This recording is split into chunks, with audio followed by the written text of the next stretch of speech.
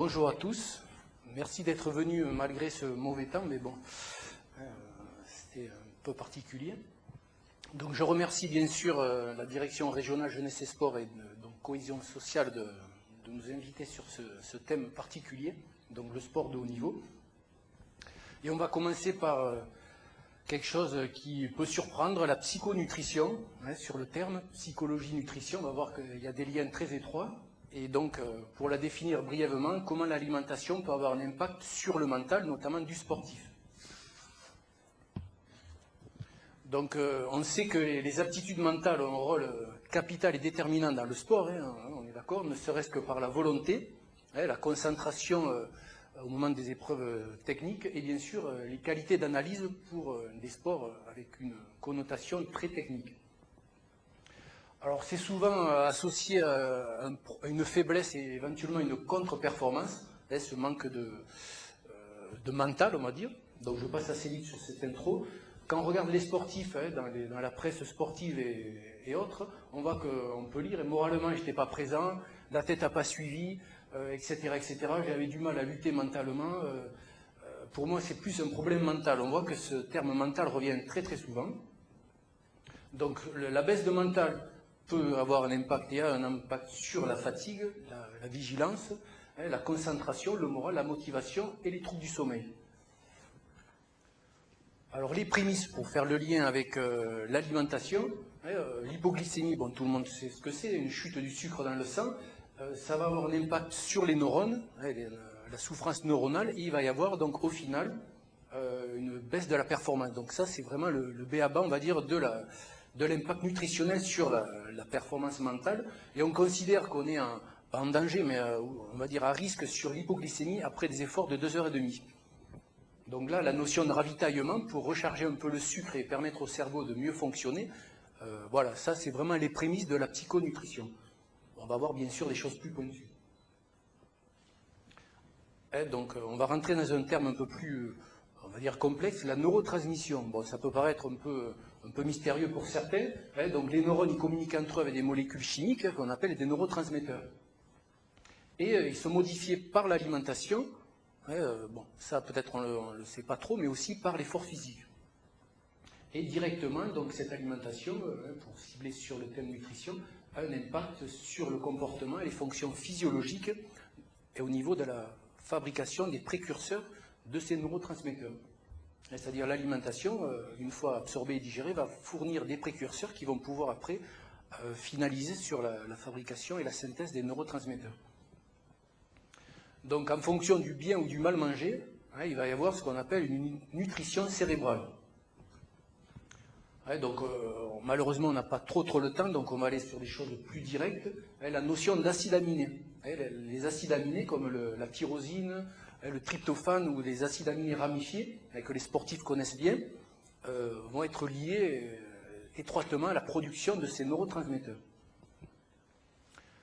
Alors là, pour vous faire un petit rappel physio, on va dire, sur la jonction neuronale, donc en gros, vous avez un neurone, ce qu'on appelle le bouton synaptique, et on voit qu'il y a des petites lentilles rouges qui tombent de cette jonction neuronale sur une plaque synaptique qui va faire récepteur, etc. etc.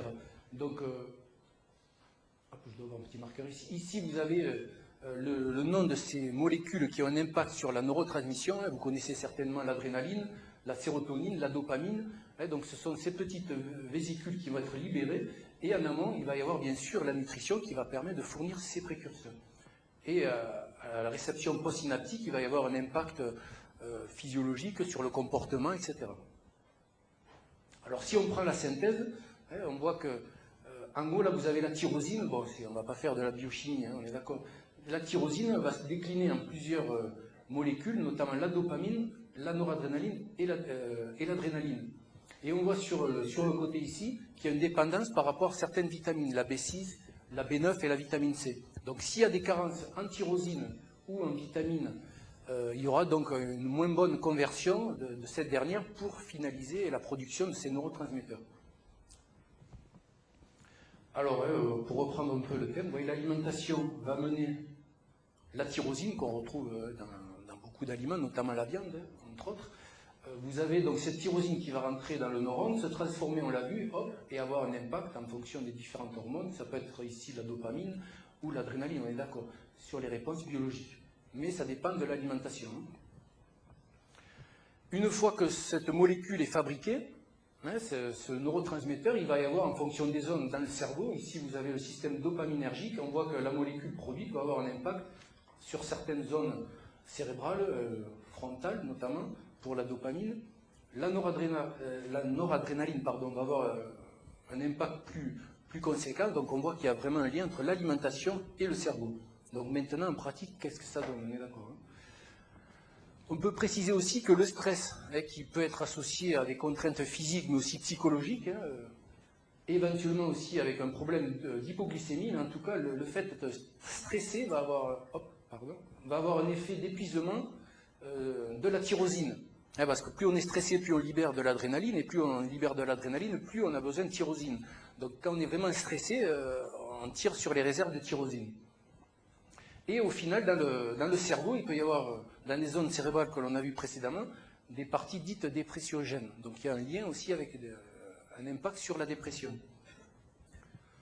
Alors comment évaluer un déficit en tyrosine?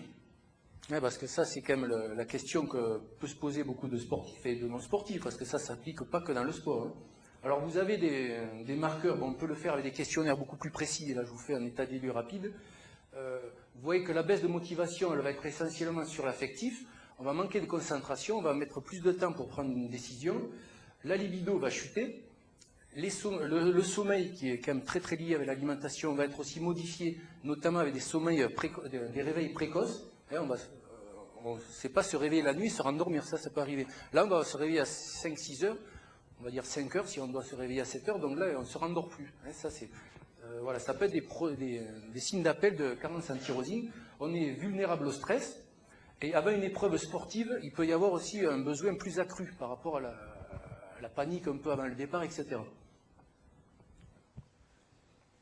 Donc il y a des sportifs qui gèrent mal le départ, et on peut les aider avec une supplémentation de tyrosine.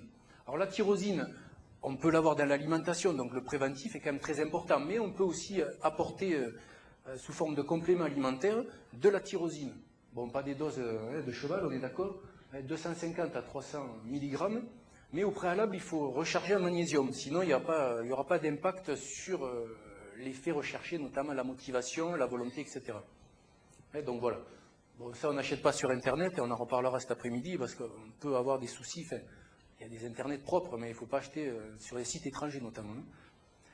Voilà. Le petit hic, c'est que ça peut majorer les personnes qui ont des problèmes gastriques, et notamment des brûlures d'estomac. Mais bon, c'est pas obligatoire, mais il faut le savoir.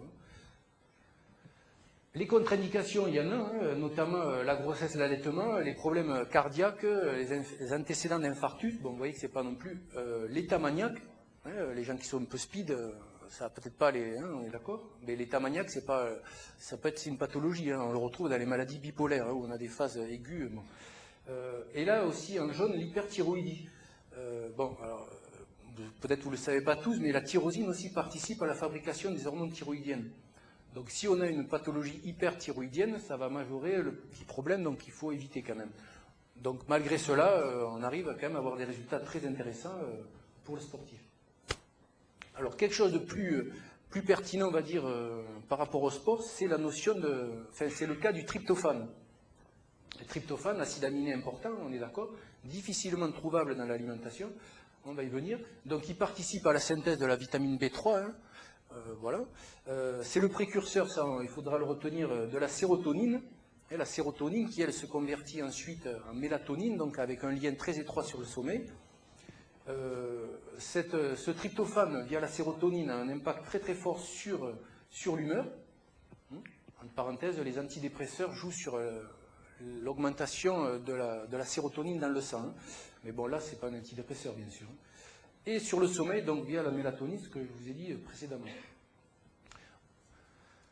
Donc cette synthèse, bon, c'est pas pour faire de la biochimie, mais pour mettre en avant l'importance de la dépendance vis-à-vis de certaines vitamines et certains minéraux.